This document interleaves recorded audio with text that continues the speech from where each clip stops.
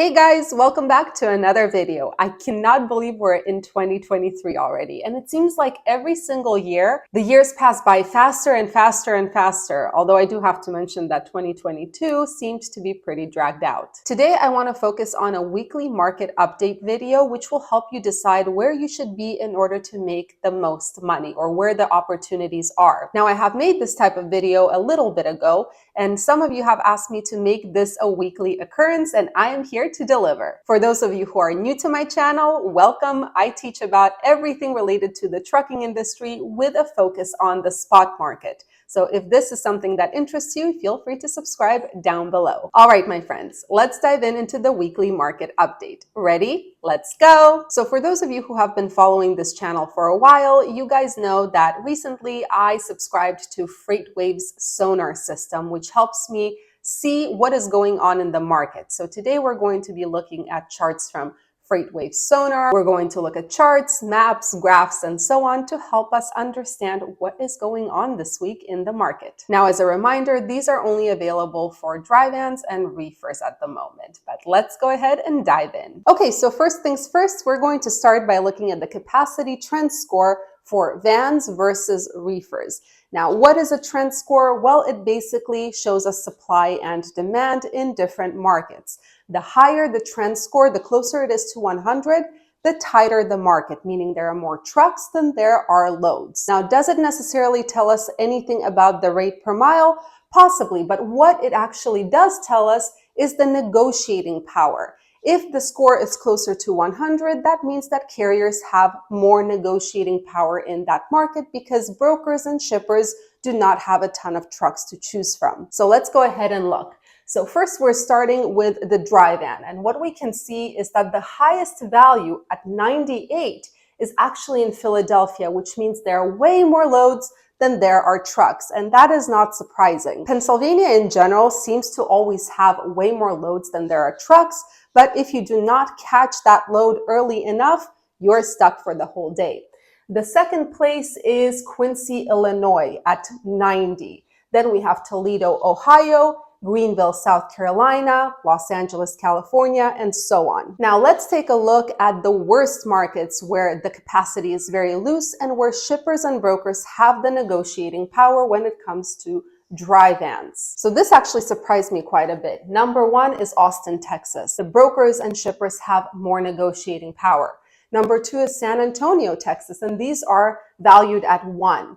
Then there's Miami, Florida, Lakeland, Florida, Phoenix, Arizona, Ontario, California, Augusta, Maine, and Fort Worth, Texas. And then you see there's San Diego, Brooklyn, New York, Stockton, California, and so on. So basically what this tells us is that if you're in one of these markets, you do not have that much negotiating power. Now let's take a look at the same thing, but for reefers. And you will see at 98 is Fresno, California. More volume than there are trucks. So that means that carriers have more negotiating power in Fresno, California, which means that when you call on a load, you can actually negotiate that rate up easier. Then we have Elizabeth, New Jersey, Harrisburg, Pennsylvania. Again, it's not a surprise. Pennsylvania is one of those states where there's always more freight going out than there are trucks present. But the thing is, if you do not grab that load early enough, you are stuck. Then there's Fort Worth, Texas, Chicago, Illinois, Springfield, Massachusetts, which surprised me, California, San Francisco, Quincy, Illinois, and so on and so forth. But now let's take a look at which markets have the loosest capacity for reefers. So number one is Seattle, Washington. It actually dropped by 7 points. So Seattle, Washington is somewhere where you do not have that much negotiating power as a carrier. Number two, which surprised me a lot, is Houston, Texas. Again, looser capacity. Jacksonville, Florida, Minneapolis, Minnesota, which is not surprising. It is not surprising. Again, remember, the capacity inside does not always tell us what the load rates look like. That is the tender rejection index, which we'll get into in a moment. But this tells us how much negotiating power the carrier has. Then we have Charlotte, North Carolina, Fort Wayne, Indiana, Richmond, Virginia, and so on and so forth. By the way, I don't know what's going on with my hair. Excuse the witchy appearance today. It is what it is. Okay, now is the interesting part. This is the van outbound tender reject index. The bigger the square, the more tender rejections. The colors means how much it changed over the past week. So what you can see is the biggest rejections is in Cape Girardeau, Missouri for a dry van. Number 2 is Omaha, Nebraska, although it did drop by 25%. And then number 3 is Des Moines, Iowa. Again, I'm sorry if I'm mispronouncing this. Why is this important? Well, I'm going to show you on the load board right now. So the highest tender rejection rate is in Cape Girardeau, Missouri. So we'll put in van, since it's for a van, and then we'll put in Cape Girardeau, Missouri. There we go. And this is for today, which is a holiday. Not many people are working. So let's take a look. And we're going to filter by rate here. And you can see right here. So look at these rates. Look, 1,456 loaded miles, almost $4,000, and I'm sure you could get them up a little bit, but the rates are pretty great. Then the second highest tender rejection rate is in Omaha, Nebraska, and you can see there are not as many loads. The volume is low, but again, it's a holiday, but again, the rates are crazy. $5,250 for 1,546 miles, 3,500 for 977 miles, loaded miles. So you can see the rates are pretty good here too. And then the last one is Des Moines, Iowa. And I'm sorry if I'm mispronouncing it. So here we go. It's not as great, but it's still not bad. Close to $3 per mile for the most part. So we can see to Colorado, of course, it pays a bunch of money, almost $4 per mile. But you can see that the rates are not bad. 300 miles for $1,550. Not bad at all. So as you can see, despite it being a holiday today where pretty much no one is working, still in these areas, the rates are really, really high. They're not bad rates. And this is because the tender rejection rates are pretty high here too. Now, if you look, the squares get smaller and smaller. The smaller the square, the lower the tender rejection rate. So you can see, I mean, if we just scroll up here, there are places, I know you can't see this, but right here, it's Lakeland, Florida. Here is Miami. Let me see if I can make it bigger. Tucson, Arizona. There's Albuquerque, New Mexico, Augusta, Maine. So the smaller the square, the worse the tender reject, the lower the tender rejection rate. So this is a really, really cool map. So if you want to be in good areas where there are going to be good load rates, you want to stay somewhere near Missouri, South Dakota, Iowa, Nebraska, Michigan, Indiana, Iowa, Ohio, Missouri, Nebraska, Iowa. So basically these areas right here. Now let's take a look at the Reefer map. So for the Reefer, the highest tender rejections happen in Bismarck, North Dakota.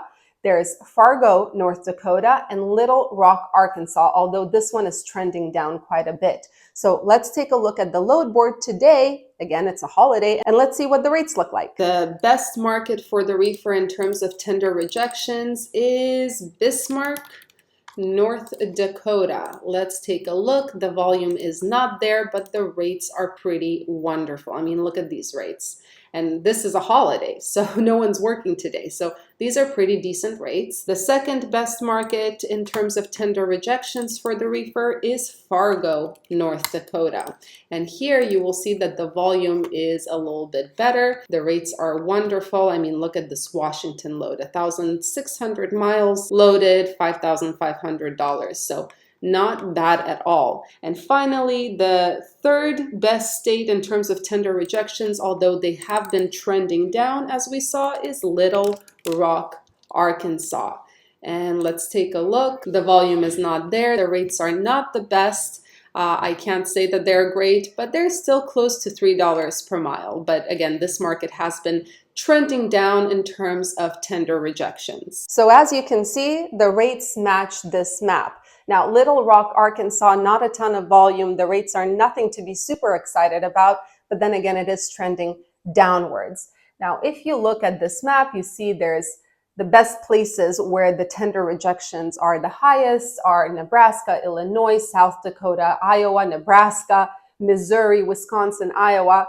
Basically pretty much similar areas to the dry van. So then we have a map like this that I absolutely love. And this again shows us the rejection rates versus the volume in each state. Now we're starting off with the dry van.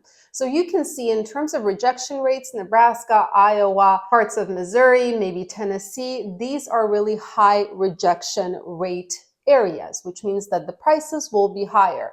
But then there are places like this, like California, where the volume is very, very high, or Atlanta, Georgia, but there is no color to these places, which means a bunch of loads, but the rates are not that great. Then there are also areas like right here. Do you see Idaho? It's flat. Here is Boise. It's flat. It's pale white, which means there's not a ton of volume and there's not a ton of tender rejections. So let's take a look at the load board and see whether this matches up with real life. So one of the places we have talked about that has absolutely no volume and no tender rejections for vans is Idaho. So let's put in Boise, Idaho, and let's take a look at what's going on here. You can see that there are not many loads and the rates are pretty darn awful. I mean, look at these rates. It's horrid. Now for the reefer map. As you can see, again, Nebraska, Iowa, North Dakota is pretty good, parts of South Dakota. Minnesota kind of died in terms of tender rejections. Arkansas is pretty good. Missouri, basically the Midwest is not bad. There's a ton of volume in California. There's a ton of volume in the Fort Worth, Dallas area, in Florida, in Pennsylvania, in New York, in Atlanta, of course, but the rejection rates are not very high. And then there are places like, for example, Baton Rouge. I'm sorry if I'm mispronouncing it. I pronounce it with a French accent, but you can see it's flat. There's no color to it, which means not a ton of loads, not a ton of good rates. So not a ton of tender rejections. So again, let's compare it to real life. So one of the markets we have talked about that doesn't have a ton of volume is Louisiana, right? So let's take a look at Baton Rouge. And let's see what is going on there to see if it translates. Yep, there is no volume. 7 exact matches. The rates are, I mean, to Oregon, they're okay. I suppose to Florida, they're okay, but there's really not a ton to choose from. So this is not a good market to end up in. Finally, of course, is the question of diesel prices. And yes, SONAR even has a map for that. And this is diesel truck stop actual price per gallon. So you can see it's been going down. So we're going to move here. And you can see it's still going down. Now, I know there's a bit of panic saying that the prices are going up. The price per barrel has gone up, but so far, at least on a national level, the prices seem to still be trickling down slowly. We shall see what will happen in the next week or so. But currently it's at an average of $4.74 per gallon. Now let's take a look at a map, which will show you the highest diesel prices by state or by region. So the darker the blue an area is, the higher the diesel price per gallon. So what you can see is, of course, California, no surprise, very high price per gallon. And of course, the East Coast as well, Pennsylvania, New York, and Maine. But then there's this area right here. I'm not going to be doodling today. This area right here, where it's pretty light, which means that the diesel prices are at their lowest. Now, if you want to see, you can see right here. So you can see the wider an area is, the lower the diesel price. Here it's $3.82. And then the darker areas are over $5.60. So looking back at this map, you see that the best areas to be in terms of saving money on fuel is, of course, in the middle of the United States. So what can we conclude here? Well, as it has been for the past few weeks, the Midwest remains to be the place where the opportunities are in terms of load rates and the place where the diesel prices are at their lowest. And this is regardless of whether you have a dry van or a reefer. This month, personally, I'm keeping my business partners in the Midwest as much as possible to try to grab those opportunities as much as possible in the usually down in the dumps January. Now, unfortunately, with our team members, our company drivers, we cannot do that because our guys earn their money on a cents per mile basis, so miles are important. Whatever the case may be this month, I am really excited for 2023. I am the type of person who always has really high hopes, and I'm always hoping for something magical to happen. But again, always preparing for the worst, hoping for the best. Wishing you guys an awesome start to 2023, and I'll see you all in the next video.